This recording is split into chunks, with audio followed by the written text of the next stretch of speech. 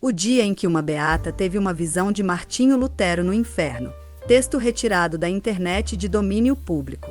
Em 1883, a beata irmã Maria Serafina Micheli, fundadora das Irmãs dos Anjos, estava passando pela cidade de Eisleben, Saxonia, Alemanha.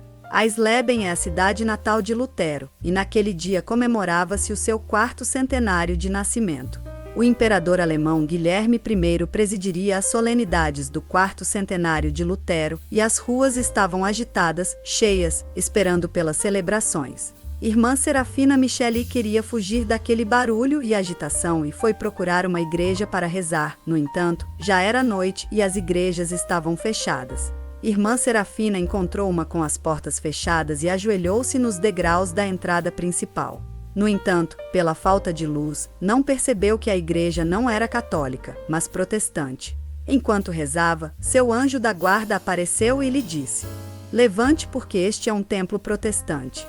E acrescentou: "Eu quero te fazer ver o lugar aonde Martinho Lutero foi condenado e a pena que sofre como castigo de seu orgulho."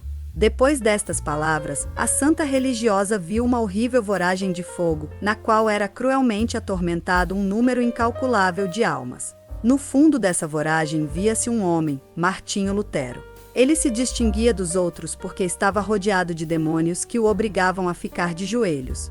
Todos esses espíritos imundos equipados com martelos se esforçavam, em vão, para enfiar-lhe na cabeça um grande prego. A freira ficou horrorizada com o que viu. E pensou que se o povo que estava na festa visse aquela cena, certamente não tributariam honras, lembranças, comemorações ou celebrariam tal personagem. Desde então, Irmã Serafina passou a exortar as irmãs de sua congregação a viverem a humildade e o esquecimento de si em vista dos outros. Ela estava convencida que Martinho Lutero foi condenado ao inferno, sobretudo por causa do primeiro pecado capital, o orgulho. Esse pecado levou a voltar-se contra a Igreja Católica e gerar uma divisão em toda a Europa. Irmã Serafina foi beatificada na Diocese de Cerreto Sanita, província de Benevento, em 28 de maio de 2011. Martinho Lutero, homicida e suicida. Eis alguns dados históricos da triste vida do fundador do protestantismo e do seu fim trágico, depois de uma de suas muitas bebedeiras serestais com príncipes amigos.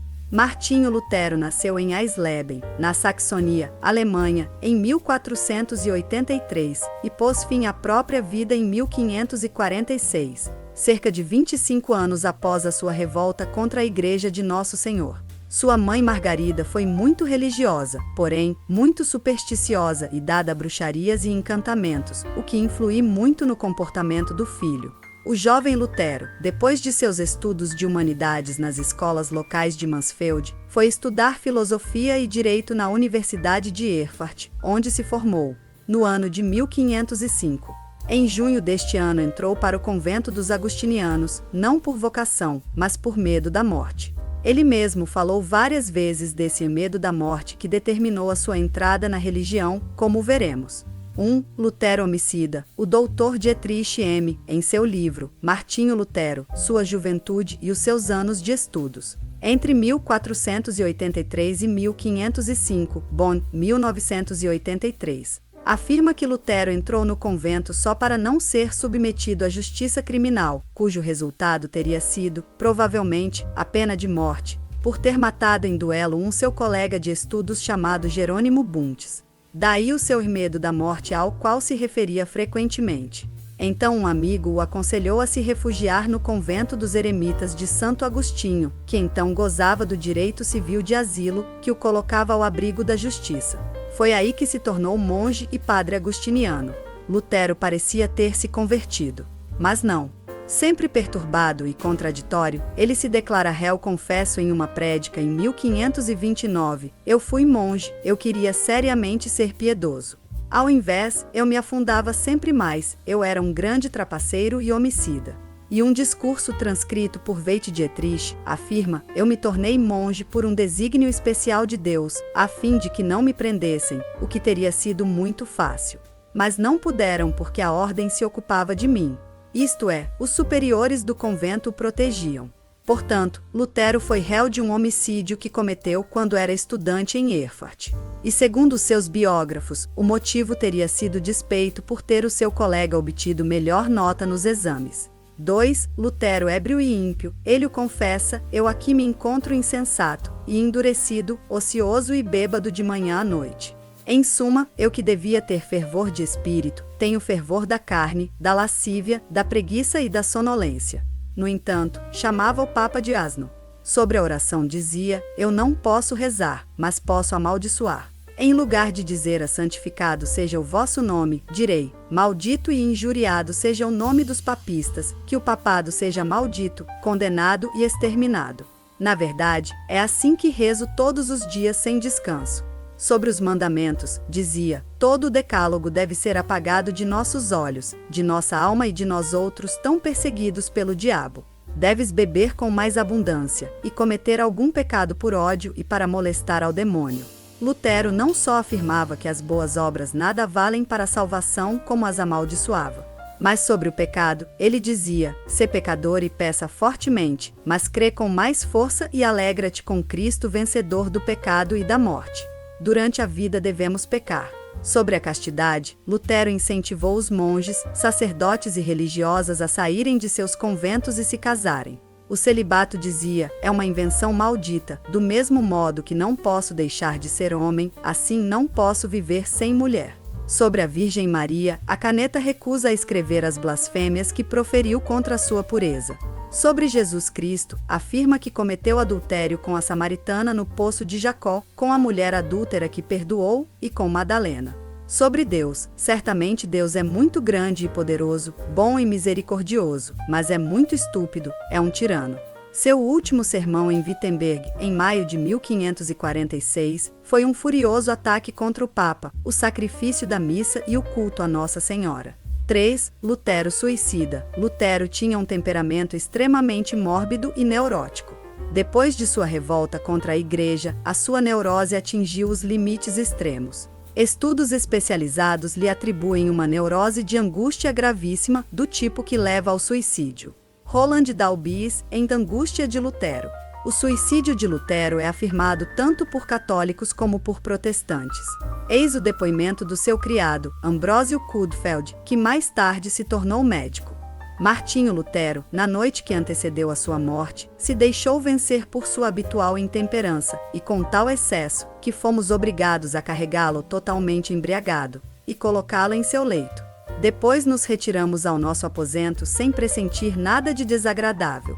Pela manhã voltamos ao nosso patrão para ajudá-lo a vestir-se, como de costume. Mas, que dor! Vimos o nosso patrão Martinho pendurado de seu leito e estrangulado miseramente. Tinha a boca torta e a parte direita do rosto escura, o pescoço roxo e deformado. Diante de tão horrendo espetáculo, fomos tomados de grande terror. Corremos sem demora aos príncipes, seus convidados da véspera, para anunciar-lhes aquele execrável fim de Lutero. Eles ficaram aterrorizados como nós. E logo se empenharam com 1000 promessas e juramentos que observássemos, sobre aquele acontecimento, eterno silêncio, e que colocássemos o cadáver de Lutero no seu leito, e anunciássemos ao povo que o mestre Lutero tinha improvisamente abandonado esta vida. Este relato do suicídio de Lutero foi publicado em Anversa, no ano de 1606, pelo sensato Sedúlios. 2 médicos comprovaram os sintomas de suicídio relatados pelo seu doméstico Kudfeld. Foram eles Cester e Lucas Fornagel. As informações desse último foram publicadas pelo escritor J. Maritain em seu livro, Os Três Reformadores. Nesse livro, o autor oferece ainda uma impressionante lista de amigos e companheiros de Lutero que se suicidaram. Portanto, irmãos separados da Igreja Católica por esse falso e ébrio reformador, abram os olhos e voltem à verdadeira Igreja de Jesus Cristo. É fácil de reconhecê-la. Está claro nos Santos Evangelhos que a verdadeira Igreja de Cristo é uma só, Mateus 16, 18. É o que aí lemos: Tu és Pedro, e sobre esta pedra edificarei a minha Igreja. Inútil imaginar que Cristo apontava para si quando falava a Pedro. Sabemos que Cristo é a pedra angular principal da sua Igreja, mas ele tornou a Pedro participante dessa sua condição. Suas palavras são palavras de vida e de verdade. Só ele, como único mediador de redenção, 1 Timóteo 2, 5, 6, pôde fundar, e realmente fundou a sua única e verdadeira igreja, tendo também por fundamento visível, neste mundo, a Pedro e seus sucessores, os papas. Como há um só Senhor, uma só fé, um só batismo, Éfeso 4, 5, também uma só tem que ser a igreja desse único Senhor. É a igreja dos primeiros cristãos, é a igreja dos mártires, é a igreja católica de sempre, a única que é apostólica, porque é a única que vem desde os apóstolos.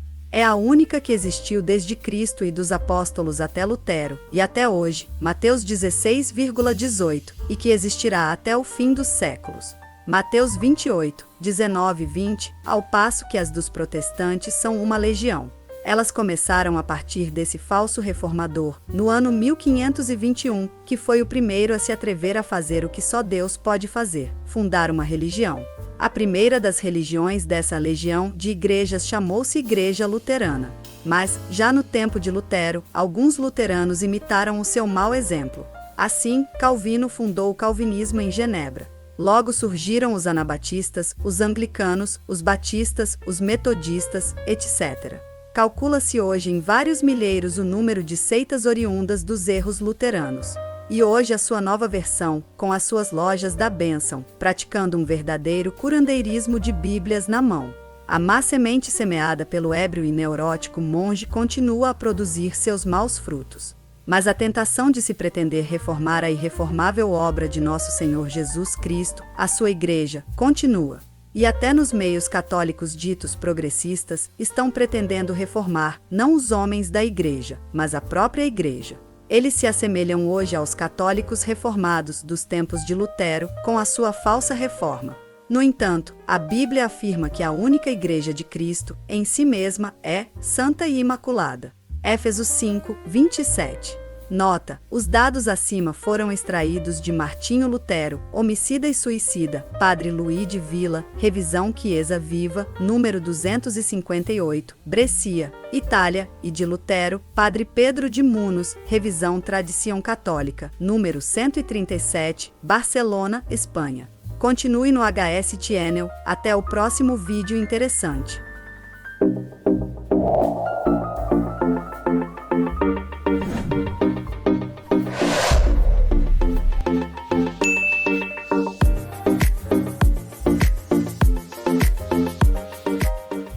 Se gostou, dê seu like. Faça seus comentários. Se inscreva no canal. Ative o sininho. Obrigado.